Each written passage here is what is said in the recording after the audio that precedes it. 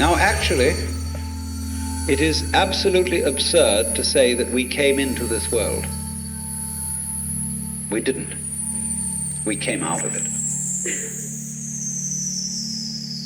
What do you think you are? Supposing this world is a tree. Are you leaves on its branches, or are you a bunch of birds that settled on a dead old tree from somewhere else? Surely, everything that we know about living organisms from the standpoint of the sciences shows us that we grow out of this world, that we, each one of us, are what you might call symptoms of the state of the universe as a whole. But you see, that is not part of our common sense. Western man has for many centuries been under the influence of two great myths.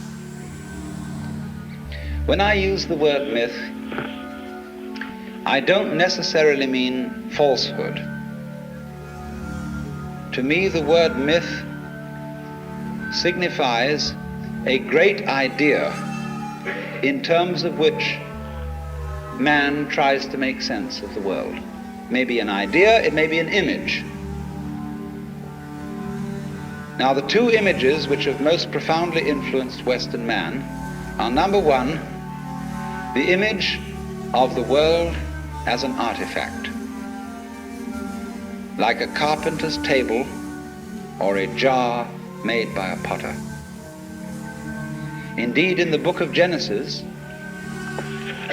there comes the idea that man was originally a clay figurine made out of the earth by the Lord God, who then breathed into this clay figurine and gave it life.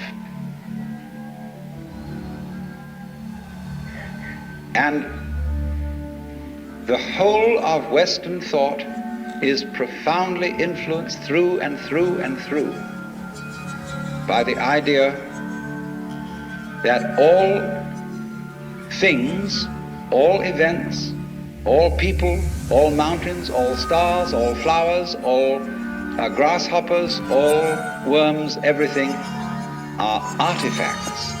They have been made. And it is therefore natural for a Western child to say to its mother, "How was I made?" That would be quite an unnatural question for a Chinese child, because the Chinese do not think of nature as something made.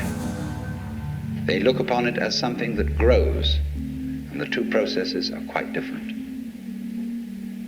When you make something, you put it together, you assemble parts, or you carve an image out of wood or stone, working from the outside to the inside. But when you watch something grow, it works in an entirely different way.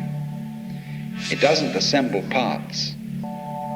It expands from within and gradually complicates itself, expanding outwards like a bud blossoming, like a seed turning into a plant.